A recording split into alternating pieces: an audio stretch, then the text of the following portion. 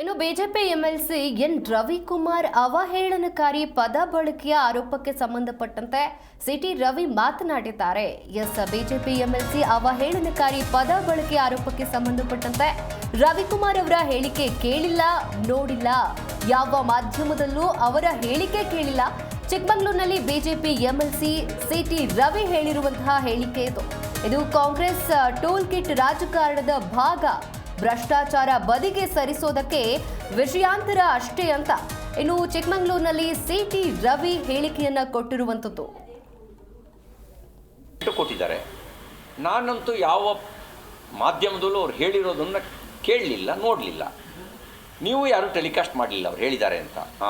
ಆಮೇಲೆ ಕಾಂಗ್ರೆಸ್ನವ್ರ ದೂರು, ಬೇರೆ ಬೇರೆ ದೂರುಗಳನ್ನು ನೀವು ಟೆಲಿಕಾಸ್ಟ್ ಮಾಡ್ತಾ ಇದ್ದೀರಿ. ಅವ್ರ ಹೇಳಿಕೆಯನ್ನು ನೀವು ಯಾರೂ ಟೆಲಿಕಾಸ್ಟ್ ಮಾಡಲಿಲ್ಲ, ನಾನು ಅವ್ರು ಹೇಳಿಲ್ಲ ಅಂತ ಹೇಳಿದ್ದಾರೆ. ಅಲ್ಲಿ ಏನಾದ್ರು ನೋಡಿ ಏನಾಗಿದೆ, ಅವರಿಗೆ ದಿನ ಬೆಳಗ್ಗೆ ಅದರ ಭ್ರಷ್ಟಾಚಾರ. ಈಗ ಲೋಕಾಯುಕ್ತದ ಹೆಸರಿನಲ್ಲಿ ವಸೂಲಿಗೆ IPS ಅಧಿಕಾರಿಗೆ ನಿಂತ್ಕೊಳ್ತಾರೆ.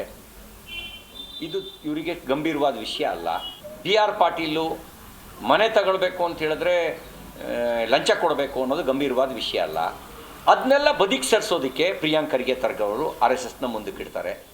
ಅದನ್ನು ಬದಿಗೆ ಸರಿಸೋದಕ್ಕೆ ರವಿಕುಮಾರ್ ಹೇಳಿದ್ದಾರೆ ಅಂತ ಇವರು ಕ್ರಿಯೇಟ್ ಮಾಡ್ತಾರೆ ಅಂತ ಅನಿಸುತ್ತೆ.